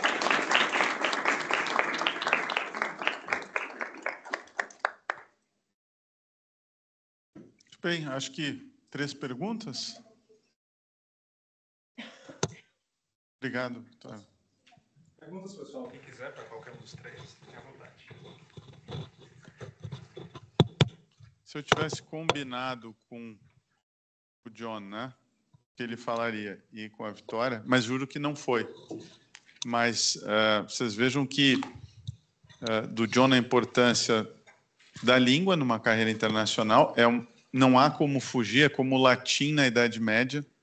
A língua científica na Idade Média, a língua do direito era o latim, porque era a língua comum, né? A importância das finanças, então, eu nem falei, quer dizer, o Wilton falou que eu ia falar da importância de economia, mas para a área empresarial ela é evidente, então, e acho que vai em linha com o que disse a Vitória, saiam da caixa, né? Então, estudar, busquem cursos fora do direito, economia, contabilidade, fundamentalmente. Uma época, já te dou a palavra. Não, eu fiz curso de teatro, né, para aprender a falar, para não ser tímido, oratório. No fundo, aí depois eu chamei no escritório um professor de teatro para dar aula de oratória. Porque tem uma coisa é persuasão, que é como o argumento vai ser apresentado. Isso é uma coisa que os romanos, os gregos já estudavam. Então, tem técnica. Mas tem oratória, não adianta... Às vezes tem dicção, gente. Eu até falei para alguns na competição. Como a gente não tem aula de dicção, as pessoas falam de uma maneira, às vezes, não convincente, né? Então, buscar esses complementos. Não agora, vocês vão ter, a própria competição ajuda, mas existem coisas complementares. Eu fazia, por exemplo, eu fiz um curso, mas aí foi para o vestibular, que eu fiz um curso todo sábado de português. Português. Então, porque gramática. Tá certo que hoje não está na moda aplicar o texto da lei, né? Então, a gramática começa a ficar menos importante se a gente faz qualquer coisa, né? Tudo é princípio. O texto já se perde um pouco, mas, enfim, acho que em algum momento nós vamos voltar a aplicar o texto da lei, a gramática vai ser... E lógica nem se fala, né? Lógica é importante. Por favor. Obrigada. Eu tenho um comentário e uma pergunta, na verdade. O primeiro comentário, até quando que a Vitória falou, sobre aproveitar as oportunidades, se inserir no mercado de trabalho, nas associações, é um convite mesmo. Eu sei que tem muitas faculdades aqui que ainda não participam do Vismut, mas participem. E quando também o professor John, o inglês é uma coisa que eleva a carreira das pessoas. É uma coisa que é necessária para a gente se inserir no mercado de trabalho e também para conseguir colocar na prática o que tem da melhor da prática arbitral, que vem de fora. Então, pessoal, façam Vismut, é muito legal. Se vocês tiverem alguma dúvida, alguma coisa que vocês gostariam de falar, meu nome é Julia, eu sou head coach do time do Mackenzie e a gente tem feito o Vismut nos últimos 16 anos com bastante sucesso. Então, por favor, é o meu pleito para vocês, porque se vir para São Paulo, abre os olhos, ir para Viena, derruba paredes e abre os horizontes de uma forma irreversível. Então, esse é o meu primeiro comentário. E a segunda pergunta, to Professor John. Well, Professor Tim, he mentioned that, and I agree that we have a lot to learn from India and from China, more than we did in law matters from France, for instance, which our whole civil law is based on French law. So how do you suggest for us Brazilian students, Brazilian law practitioners, to get familiar with how law is practiced in India or in China or in Korea is in your experience? Yeah, that's a very good question. It's that's one of the fun things about international business practice is you're forced to learn something about lots of different legal systems.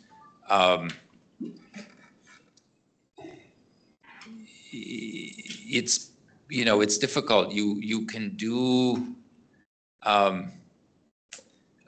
You could decide, I want to learn a lot about the Chinese legal system, and you could go to China and you could do an LLM somewhere in China.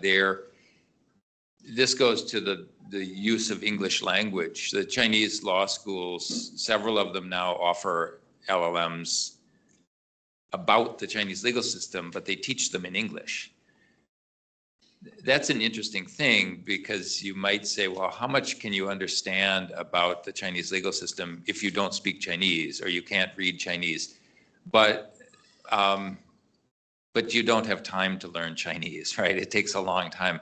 So you know, that's one thing people do. And there are exchange programs. So for students, so like at Wisconsin, I help our students do summer law firm internships in Asia. So we help our students go to Bangkok, for example, and they work for the summer in Thai law firms. We help them go to Vietnam. We have a relationship with a law firm in Vietnam. Our students can go there for summer law firm internships, and they don't become experts on Thai law or Vietnamese law, but they get a feeling of how law is practiced there, and they learn what the questions are about the legal system. And it doesn't take that long if you're really interested. You know, when I got to Korea, I knew nothing about civil law systems. I took a comparative law course in law school, but it was taught by a French professor, and it was very traditional. We learned about French methods for comparing, and it was like German law compared to French law, and really, who cares? You know, it's the difference in the rules didn't matter. It was because the traditional comparative law courses, they didn't really explain to the students why it mattered. Like, why does it matter if the Germans have one rule about forming contracts and the French have a slightly different rule about forming contracts? Does it actually matter in the real world? And those courses didn't answer that question. So the way you could learn what matters is to go and spend some time in a law firm if you can. You know, that's so, you know, I hope someday we can send students to Brazil to work in the Brazilian law firm for even 10 weeks in the summer. You just see what the issues are in that other legal system that really matter for doing business. Basically, I'm basically a business law person. So, and the best way is to get some actual exposure. Now, like, so you're in banking law, right?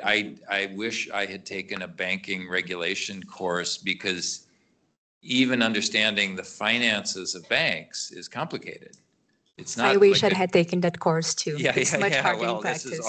This is often what happens, right? Lawyers get out, you get a job, you have to start doing something, and you realize, oh, I wish I knew more about this industry. And like the banking industry is very specific, the way the finances work and all this stuff. So I would encourage people to learn more about business itself. It helps you deal with your clients too. It helps you understand if your client is a bank, it just helps you understand the way your clients think and what they care about. And that would also convert into being an arbitrator, right? If you're an arbitrator and you have to make a decision, it helps if you understand the business perspectives of the people arbitrating, and it'll usually be businesses, right? It's usually businesses on both sides, and it's very helpful as the adjudicator to have some sense of what they care about, as a business matter. And law schools traditionally don't really teach that. We teach people rules, and we teach people how to litigate cases and make legal arguments. But the clients often are driven by their business concerns. So I encourage people to learn a little bit more about business when they can. Very well, thank you. Agora, uma coisa que eu cuidado com essa associação do nosso sistema com civil law, porque o pessoal vive com essa coisa. E eu que já estudei na Inglaterra, Estados Unidos, e eu acho que vai em linha com o que o John está falando.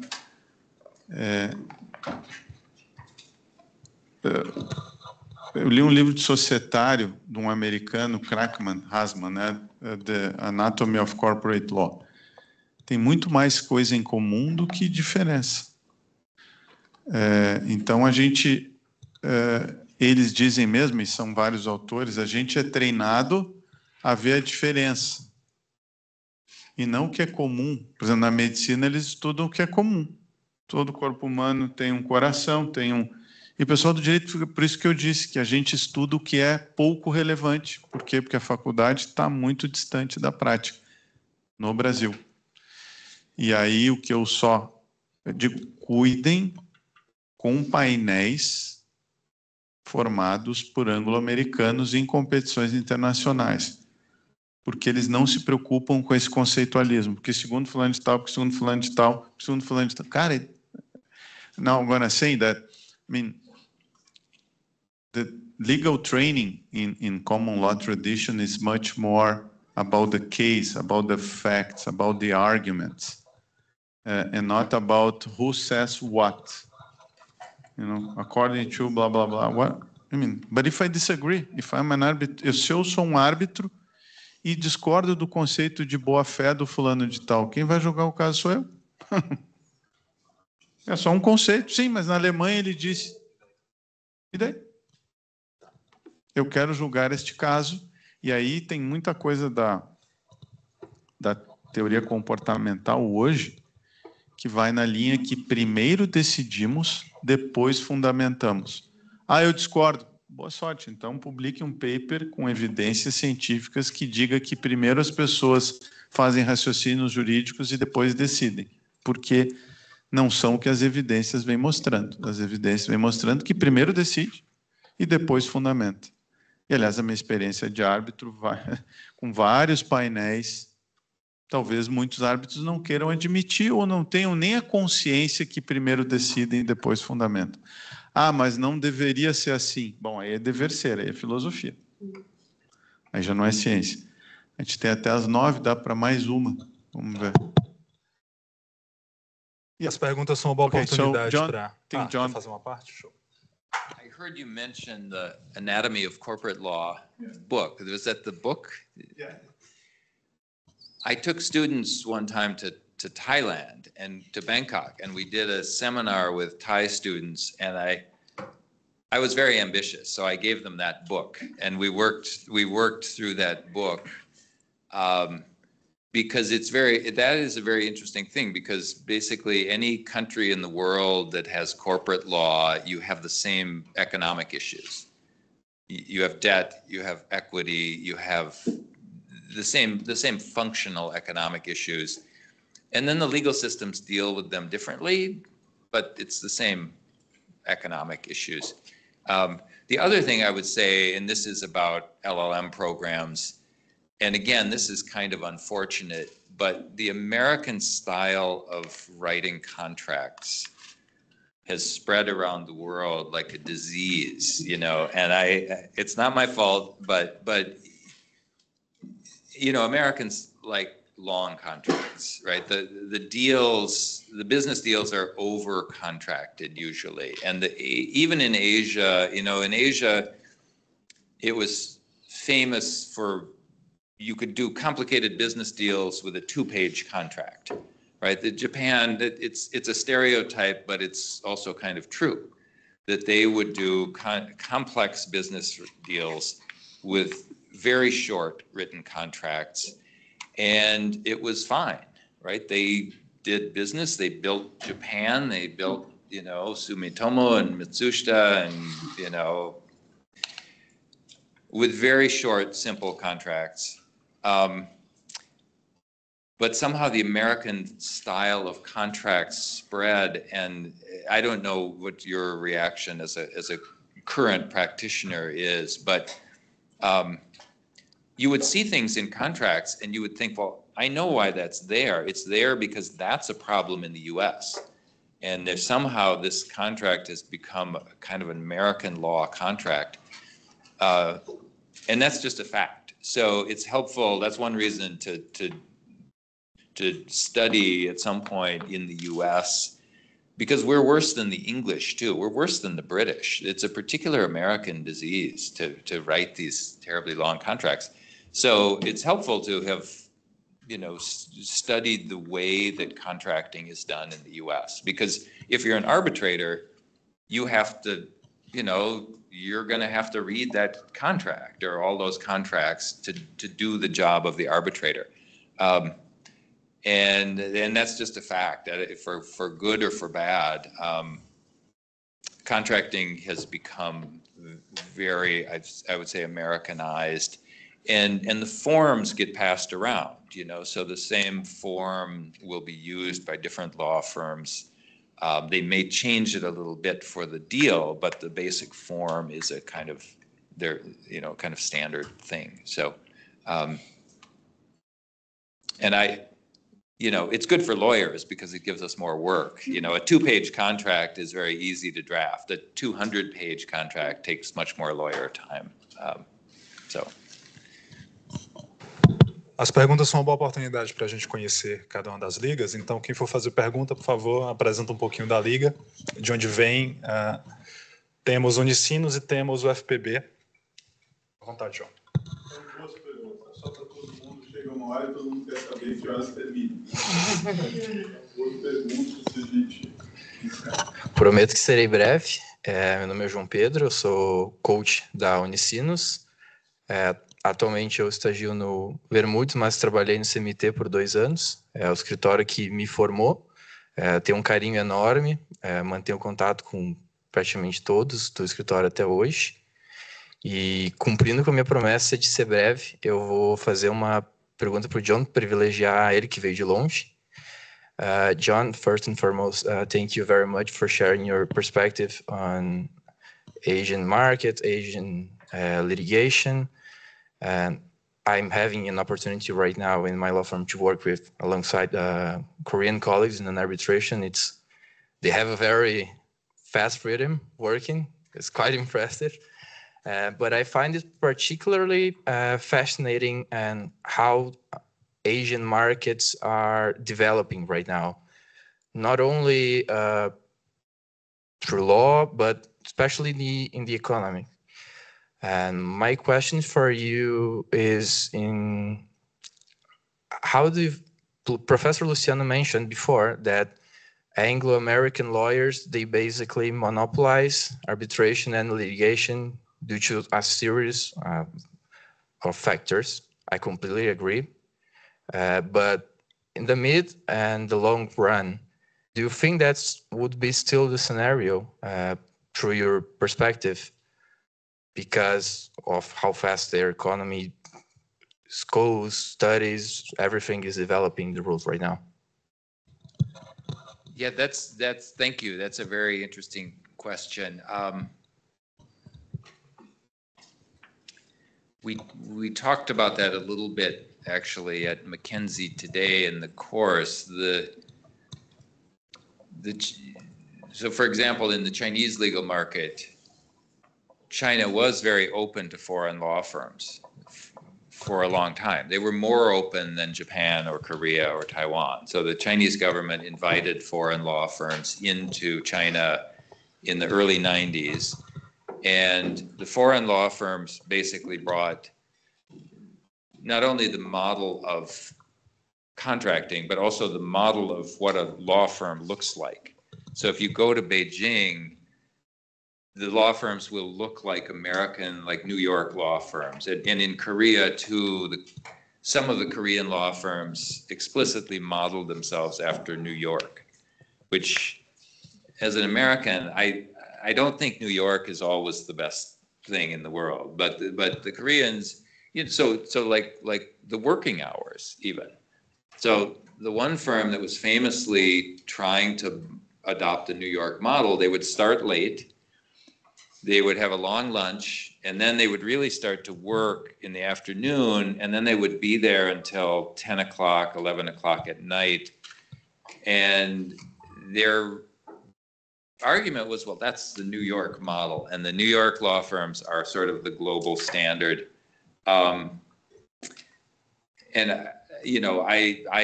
didn't work at a firm like that, but it's very kind of hard to understand how the American model of business lawyering spread around the world. It's partly the contracts themselves. It's also partly just how the firms are organized internally. Now, China, it's interesting. Now the foreign law firms are leaving China. If you read the legal press, the foreign firms are closing down in Beijing and Shanghai. They're moving out.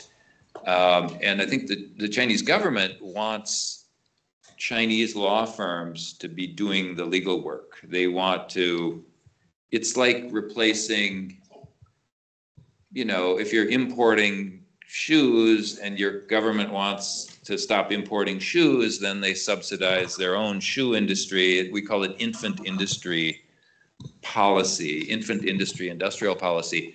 And it's almost like the Chinese government has been doing infant industry policy for their lawyers. So, and I expect you probably see this in Brazil. The Chinese government wants Chinese firms to be doing, to go global. So the global firms have been mostly American and British. You know, Freshfields, I mean, they're big British firms. They operate around the world. The civil law countries have always been less able to do this. I mean, even when Japan was the richest country in the world, the Japanese law firms didn't really expand. They didn't have a model of lawyering that they would take and dominate other legal markets. The Germans don't do a lot of it. So will that change? I don't know. I mean, even if the Chinese firms go global and dominate foreign markets, will they have a different model of how to do lawyering? I'm not sure. A lot of them were trained in the US, or they worked at Skadden and Freshfields. They worked at those big global firms before they went to their own firms and created their own firms. So they've built their own firms on that kind of New York, London model. It might be more efficient if they didn't do that, and it might be more efficient economically if people would rely on shorter contracts and not over lawyer the deals so much. But it's very hard to predict. And the Koreans, it's kind of the same, the same thing. I think they will continue to rely on English a lot because it is the neutral language. I mean, the Koreans are very proud of their language. They're a former colony of Japan. They don't want to use Japanese to document contracts. They don't want to use Chinese to document contracts. Yeah, it's a good question. And I think Asia itself, that's the region I know the best. Asia itself is very split. So the other countries are not going to be dominated by China.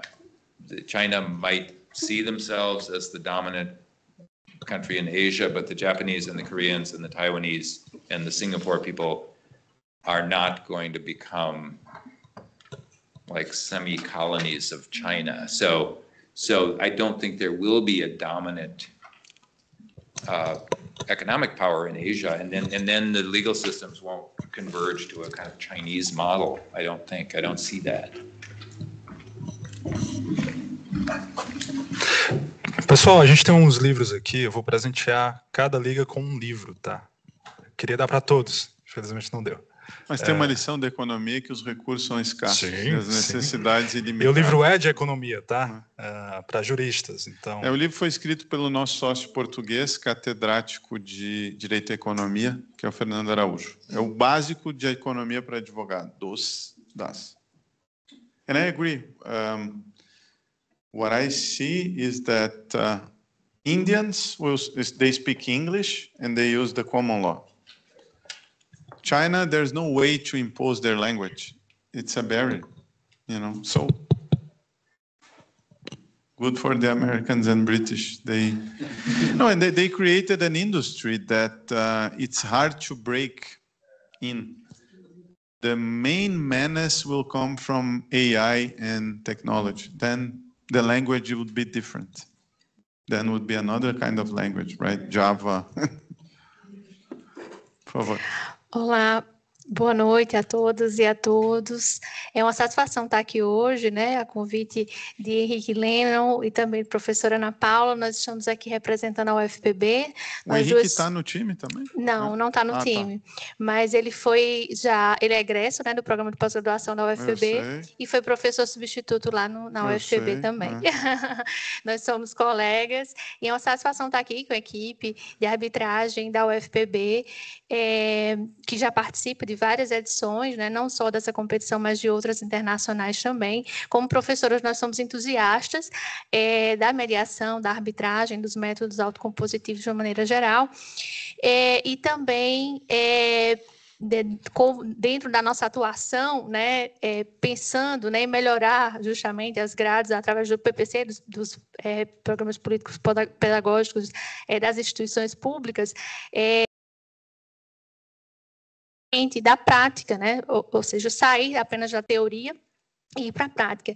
E, portanto, o UNMESC, né, que é um projeto de extensão de longa data lá da UFPB, que traz aqui sempre os nossos alunos que já são totalmente independentes, né? Nesse caso, eles inclusive também participam da organização do Congresso Mediarb, que acontece anualmente lá em João Pessoa. Desde já estão todos convidados.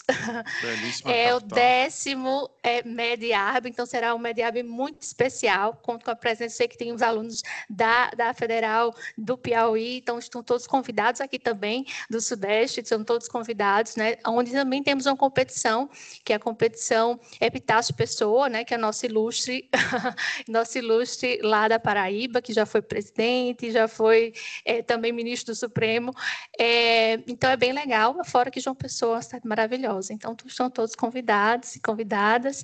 E a gente fica muito feliz, né? De atuações como essa, porque isso permite justamente essa integração do alunado ao mercado de trabalho. Como muito bem a colega aqui explanou, são nesses últimos semestres do curso de Direito onde a gente tem essas portas que se abrem, esses portais que se abrem. E eu, lá em João Pessoa, na época, eu estagiei no Todini Freire, que é um escritório aqui, né, de São Paulo, ainda, né, de longa data, empresarial, e fiquei por lá até me formar. Eu iniciei na advocacia, mas a docência me puxou. Só que ter esta visão me permite passar para os meus alunos, né, no meu exercício de advocacia e também nas minhas experiências em escritórios durante os estágios, me permitiram também ter essa visão global. Então, é muito interessante, eu acho bastante pertinente. Parabenizo desde já, doutor Luciano, pela iniciativa, Wilton também, por estar aqui, né, tão bem representando. And Professor John, thank you for your speech. Outside, did you mention that and at US arbitration are not so developed like you like, so because some lawyers are attached on litigation, and in China or Korea it's the same. The lawyers are much attached litigation or procedural law, or it's more like for arbitration, proposed for arbitration. Yeah, so what we had talked about before is I said that in domestic U.S. dispute resolution, domestic with U.S. companies suing each other or having disputes, my sense is that arbitration has become more like litigation, because the lawyers like to fight about everything, and if the lawyers impose too many procedures during an arbitration, then the arbitration process becomes more like the regular court process, and then it loses the advantage. The advantage of arbitration over court litigation is supposed to be that it's easier, faster, cheaper, fewer procedural arguments. So, but that's just my impression. This is just what lawyers have told me in the US. I think that internationally, arbitration will not lose its advantage over litigation, because internationally there's this issue that nobody wants to be in the other party's court system. So if it's a Korean company and an American company and they have a dispute, the Americans don't want the dispute to go to the Korean judicial system, and the Koreans don't want the dispute to go to the American judicial system. People worry about what we call home cooking, right? You go to the other person's courts and you have all sorts of disadvantages. So internationally, I think arbitration will maintain its advantage over litigation, because the alternative is litigation in somebody's court, and they can generally agree that it's too risky. So, and it's a game theory thing, right? You draft these things before you know what the dispute will be. You draft them and you don't know who will be suing whom. So it's a kind of a game theory thing. And I think arbitration will still be chosen because, or it's either game theory or what's his name, the moral philosopher, but it's the veil of ignorance. It Rawls, right? John Rawls, you're behind the veil of ignorance, so you don't know which side you will be on. Will you be suing the other person, or will the other person be suing you? So at that stage, I think people will still choose arbitration. And I think maybe civil law countries, maybe they'll be better at keeping arbitration simple. Maybe they'll be better than the Americans at keeping the arbitration process itself kind of simple, and which keeps the advantage of arbitration over litigation. I don't know. Luciano's much closer to practice than I. Somehow, I guess because Anglo-Saxon firms are dominating, the trend is to import that model of litigating, even though with some tropicalization, as I would say, yeah.